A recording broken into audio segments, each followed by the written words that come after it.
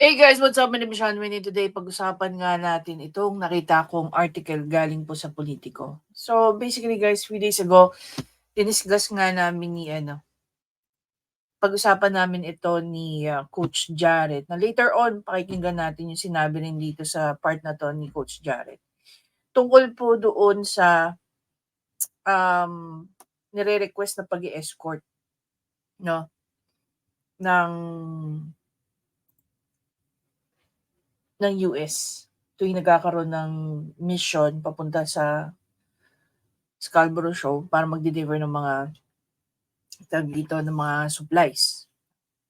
Anyway, so ayon nga dito sa article ni Politico, China's bullying days are over. Philippines-United States team up for the next resupply mission in Ayungin. Rafi Tulfo. So kung pakikinggan nga natin to, no? Basahin muna natin. August 26, so basically, simulat lang to ito today. The Philippines is joining forces with its close ally, the United States, for the next mission to deliver provisions to a remote outpost in the Ayungin Shoal. The joint resupply operations of the Philippine Coast Guard and the U.S. military is to begin by September or October in a bid to reinforce the country's defense against China's relentless harassment in the West Philippine Sea. The latest information was obtained by Senator Rafi Tulfo based on his conversation with Armed Forces Chief General Romeo Browner Jr. last August 24. So kung maalala nyo nga guys, pinakita nga namin ito ni tawag dito, sino ba? Ni Coach Jared. So na-discuss namin to last 2 days ago, 3 days ago. No? And kung maalala nyo nga, no, lalong-lalo na po doon sa mga nakanood nung live ni Coach Jared, ang foreign relations, lakayan natin guys, no? Ang foreign relations chairperson is si Senator Amy Marcos. First question, alam ba ni Senator Amy Marcos na tumatawag si Idol Rafi Tulfo sa mga taong to? Okay? Alam kaya niya yan? At least magpasintabi, kumbaga, no? Bilang respeto kay Senator Amy Marcos as the chairperson. Maliban nga sa pag-credit grab, ugali rin ni Idol Rafi ang pananapaw. No? Ngayon, balikan natin yung article ni Politico. The question is, kung iintindihin mo the way sinulat ito, tama nga naman, base dun sa post ni Rafi Tulfo. But the question is, from the very start ba, may kinalaman ba si Rafi Tulfo tungkol dito? 'Di ba? Ang hilig-hilig ni Idol Rafi, yung kinukuha niya yung bunga ng ibang tao. 'Di ba? Excuse me. 'Di ba? So parang lumalabas dito na si Idol Rafi ang may malasakit doon sa mga naka-station sa Ayungin Shoal. Pero kung pakikinggan nga natin itong si Coach Jared,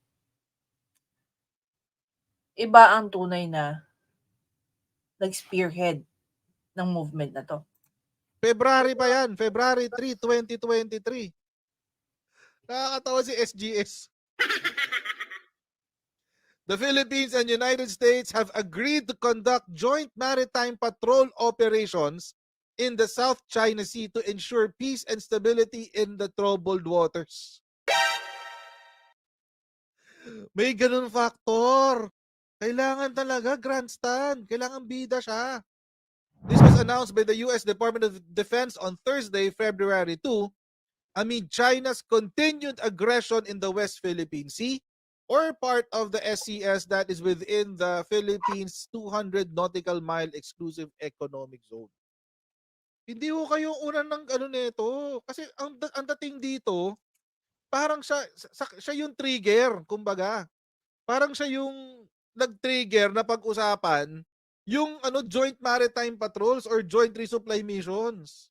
Kasi ang sabi niya, ang joint patrol mission ay ginagawa kasalukuyan ng ibang bansa tulad ng Malaysia at Indonesia at sinasamahan sa pagpapatrol ng US at Australian navies or navy. So parang gano'n ang gusto niyang ang lumalabas dito sa kanila to, kanila 'yan, Raffy Tulfo in action 'yan, verified 'yan. Hindi sa akin, hindi ko iniimbento 'yan. Pero nung una 'di ba, in-announce 'to nung una magjo-joint maritime patrols. O happy, happy ang ano, Pilipinas niyan. Nag-comment ba siya? Nag-comment ba siya doon sa naunang napag-usapan? Ito February 3, 'di ba? February 3, 2023.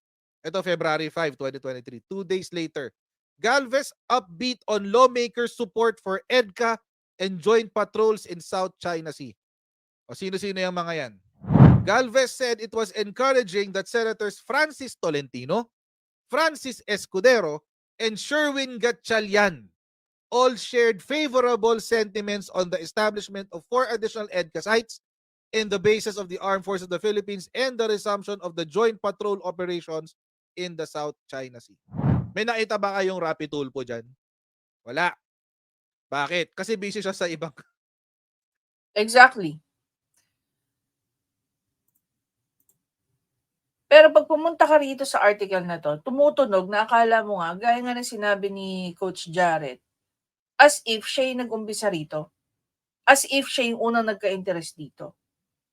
But because nagiging matunog na siya, but because pinag-uusapan na siya ng maraming tao, but because marami ng nagiging, tawag dito, nagiging agresibo ritong Pilipino sa usapin na ginagawa ng Chinese Coast Guard, bigla na naman siyang papasok, tatalo na naman siya, at kung kaya niyang akuin, aakuin yan.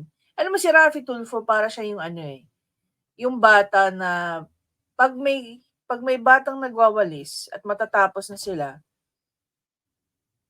then ang gagawin lang ni Raffy Tulfo, kukunin niya yung ilang nahulog na dahon at itatapon niya rin sa basura. So nagmukha na siyang siya ang naglinis. Ganyan ang sistema po ni Raffy Tulfo. Kaya merong mga hindi ko alam kung anong klaseng pag-iisip na naniniwala pa at sumusuporta kay Raffy Tulfo. So parang sinabi niyo, gustong-gusto niyo ng isang tao ay credit grabber. 'Di ba? Yung alam ba ni Senator Cheese, Senator Tolentino, at saka ni Senator Gatchalian, yung tatlo, yung alam ba nila, alam din ba ni Raffy Tulfo? Ang ginawa lang ni Raffy Tulfo, nagtatawag lang dito sa mga 'to, Ano na tayo, August. February pa lang tinatrabaho na 'yun ng 3 senador. 'Di ba? Nakikita niyo yung cycle niya? Yung kaso at issue ni ni Jimboy. Sinong nanguna diyan? Hindi ba si Senator Jinggoy Estrada? Kalaunan, sino na naging bida? 'Di ba si Tulfo na? Pinapalakpakan na siya ngayon ng mga suporter niya. Di ko alam kung dapat ko bang sabihin ang tatanganin niyo. Hinahayaan niyo na yung ibang senador na trinabaho ng maigi yung mga ginagawa nila, sabay pagpasok ni Raffy Tulfo, biglang magtutunog na siya yung nag-umpisa. Siya yung nagkaroon ng malasakit at siya yung alam mo yun, nag-initiate, no? Naimbestigahan, nasolusyonan, and yada, yada, yada. Tapos may nag-uumepal pa na nag-comment sa akin.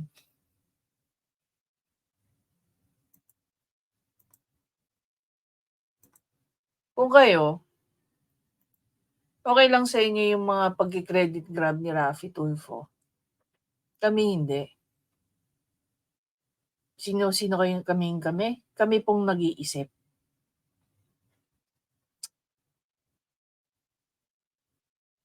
Diba? Kung tutuusin, ano ba nagawa nung pagtawag niya? Imagine mo, tumawag lang siya. Tinawagan niya lang yung tatlo, no? Si Ambassador Romualdez, si Secretary Teodoro, at saka itong si Armed Forces Chief General Browner. Bigla nang lumabas na siya ang tumatrabaho niya. Nakakaya naman doon sa unang tatlo, di ba? Nawala pa si Secretary Gibo. Planchado na to. I-execute na lang. Bilib na bilib kayo sa mga ganyang klaseng tao. Hindi ko alam kung maawa ako sa inyo o matatawa dahil ang bababa ng mga standards ninyo. Diba? Nilagay nyo ang isang, maliban sa walang ulo, ang hilig pang mang-apak ng tao. Diba? Nagpasintabi ba si Raffy Tulfo kay Foreign Relations Chair Committee Senator Amy Marcos? Diba? Palabasin na naman mabango siya. Hindi ko maintindihan ba't kailangan magpabango si Idol Raffy. Kung ano man yung plano niya by 2028, matatalo siya. Pangalawa, kung tutusin nga, katakataka kung paano siya nakalusot sa COMELEC. Hindi lang yun. So, ito guys, nobody's talking about this, no? Pero sa totoo lang, ripple effect yung nangyari. Mangyayari. Domino effect yun. Kasi kung kine-question nyo kung ano yung nakalagay sa COC ni Raffy Tulfo, ano rin nung nakalagay sa COC nung asawa niya kongresista. Ng asawa niya si Raffy Tulfo, nakasal sila. 'Di ba? Ano rin citizenship ng mga anak niya? Saan ba mga pinanganak yun? Yung isang anak niya, isang kongresista. May nagtanong ba tungkol doon? May nag-isip ba tungkol doon? Alam mo isang bagay na dapat ma-repeal? Dapat magkaroon ng power ang COMELEC na magpa-background investigation dito sa mga tumatakbong public official. Kung tayo nga pumapasok sa mga company, hindi ba hiningan ng referral yung mga pag nag-apply ka, nakuha ka ng trabaho, hanapan ka ng, can you give us reference? You want to do a background investigation even before you onboard, lalo na dito sa Pilipinas. Alam mo, sa ibang bansa, hindi yung ginagawa. I don't know. May mga company sa Dubai at sa Abu Dhabi ginagawa yan. Pero it's very rare na nagkakandak sila ng background investigation. Kasi para sa amin, ang background investigation, ginagawa yan even before inaano yung visa mo. Kaya may katagalan before napaprocess ang visa. Dati 2 days lang, dati mabilis. 2 days lang, 2 to 3 days. May residence visa ka na. Pero because sobrang rigid ng kanilang pag-check kung ikaw merong mga kaso sa kahit anong bansa. Kaya medyo natatagalan sila. Sana ganun din tayo sa mga politiko natin. Diba? Raffy Tulfo is not even a good example. As a legislator, as a broadcaster, as a normal human being, sa lahat ng ginagawa niya, anong kahangahangang ginawa niya?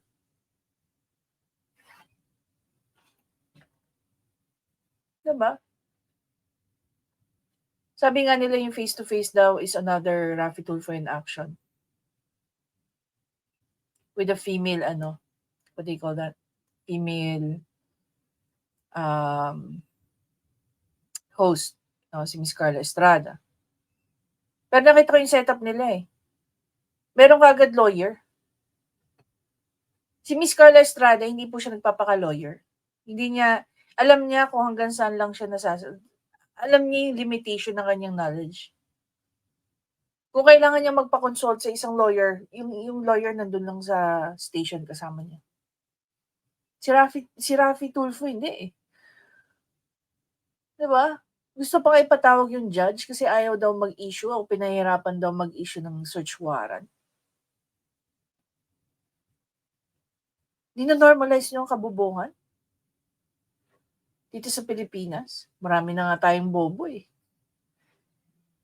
Gusto namin yung mga matatalino, yung meron tayong natututunan. Tapos ino-nourish nyo yung ganyan, gagawin yung normal, gagawin yung norm. Di ba kayo sukan-suka sa ng Senate, lalo-lalo na sa mga kongresista natin? Di ba? Yung mga senador natin, grabe. Halos kalahati sa kanila gusto mo itapon sa basura eh. Maliban sa hindi mo mapakinabangan ng maayos, puro pasikat, wala naman nagagawa. Senator Bongo tahimik pero ang daming ginagawa. Guys, ang daming natutulungan ng Malansakan Center. Senator Amy Marcos, umiikot po sa buong Pilipinas, namimigay ng Nutriba, nag-educate, nagbibigay ng financial assistance. Si Senator Bato, anong ginagawa? Lagi ko nakikita may update sa social media niya. Diba? Yan po ang ginagawa ng isang Bato de la Rosa. Laman ng social media. Tinalo pa nga ako, mas active pa siyang mag-post ng mga picture eh. Ako, pag ganito-ganito lang ako eh. Ako na walang responsibilidad sa bayan. No? Ako na hindi pinapasweldo ng taong bayan. Anyway guys, sobrang nakakatawa at nakakadismaya. Diba? Very effective yung mga ginagawa ni Raffy Tulfong pang-credit grab. Maliban sa grandstanding siya, ang galing niya mag-credit grab. Na kaya niyang palabasin na siya yung nag-solve ng isang problema. Issue ng kuryente sa Oriental Mindoro. Oriental ba yun? Occidental Mindoro. Basta sa Mindoro. Napalabas niya na parang siya ang nag-resolve nun. Tapos ngayon, ito. No? Yung maritime patrolling. Na pinapalabas na naman niya. Na parang siya tuloy ang trumabaho para mangyari yan. Hindi po. February pa yan. Trinabaho na yan ng 3 senador. Tolentino, Escudero, at saka Gatchalian. Walang Raffy Tulfo dyan. Anyway guys, again, maraming salamat sa panonood. Please don't forget to subscribe, like, and comment. Definitely, nandiyan na naman kayo sa comment section. Ano ang masasabi nyo? Sa tingin nyo, paano natin masastop si Raffy Tulfo sa kakaganito niya? No? At paano natin magigising yung mga tatanga-tanga niyang mga followers? Pareho niyang hindi nag-iisip. Very gullible, ang bilis-bilis maniwala. Siguro naman kahit sino sa inyo dyan na nanonood rather, hindi rin nyo gugustuhin na mayroon nag-credit grab ng inyong pinaghihirapan. Diba? Hindi nyo rin gugustuhin na may mga taong pabida-bida. Inaapakan kayo para magmukha lang silang sikat. Diba?